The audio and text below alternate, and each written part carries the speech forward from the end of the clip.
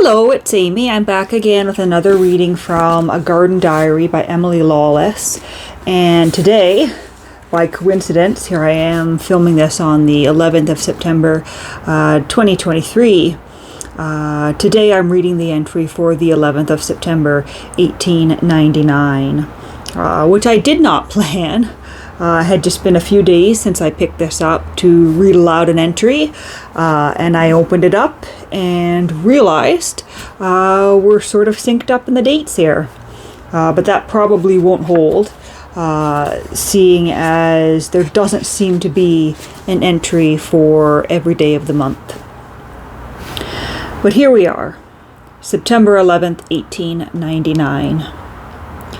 Here on the bench beside me is a basket full of plants, not garden ones by any means, but weeds, mere ugly weeds, detested and detestable, which, having pulled up, I was about to throw away.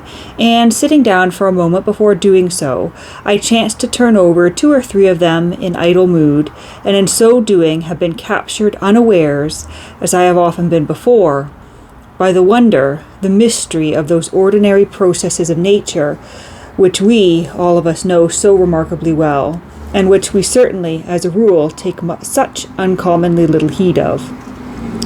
Matthew Arnold, and I'll just pause here because Matthew Arnold was a well-known literary critic of the time. Matthew Arnold has somewhere counseled us to let our minds dwell upon that great and inexhaustible word, life, till we learn to enter into its meaning. It was a critic's and a poet's counsel, but it might still more appropriately have been a naturalist's or a botanist's. Life is indeed one of the inescapable mysteries, a mystery that expands and grows as we consider it, even as the hosts of heaven seem to grow and multiply as they recede before our straining gaze. For if we even put aside the more active animal world and look merely at the comparatively placid vegetable one, it is impossible to think of it for a moment without being overwhelmed, as it were, stunned by the vastness of its effects, by the complexity of its entiring energy. To take only one of the results of that energy, it is the plants of the world, especially those which we are in the habit of calling its weeds, which constitute its great restraining force. The operations of inorganic nature tend for the most part towards obliteration, towards the rubbing down of landmarks, towards the effacing of all individuality in the landscape. Water, tumbling as snow, hardens into ice and rasps away continually at the surface of the mountains. Rivers scrape off and carry away with them every particle of earth that they meet with on their journey to the sea.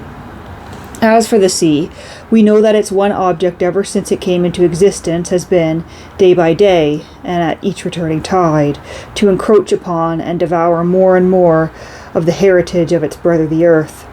Seeing that the land we live on occupies only about 1/3 part of the superficies of the globe, it follows that the whole of what is now dry land could easily be disposed of below the water.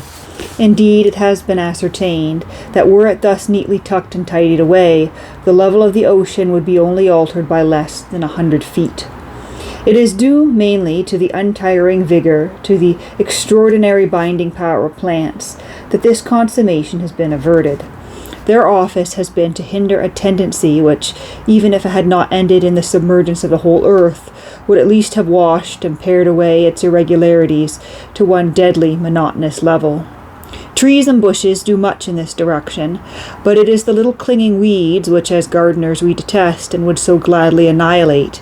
These crowfoots, why not, by the way, crowfeet, with their crowding roots, these knot grasses, these clinging bindweeds, it is such as they, backed by sea spurneys and bents and by reeds and rushes innumerable, that do more to keep the waters of the globe in order and to maintain dry land than man with all his dikes, dams, embankments, and such like accumulations, since first he began to strut or to caper over its surface. But the journey which lies before one's thoughts, when once they embark upon this river we call life, is indeed too big for them to even imaginatively to attempt.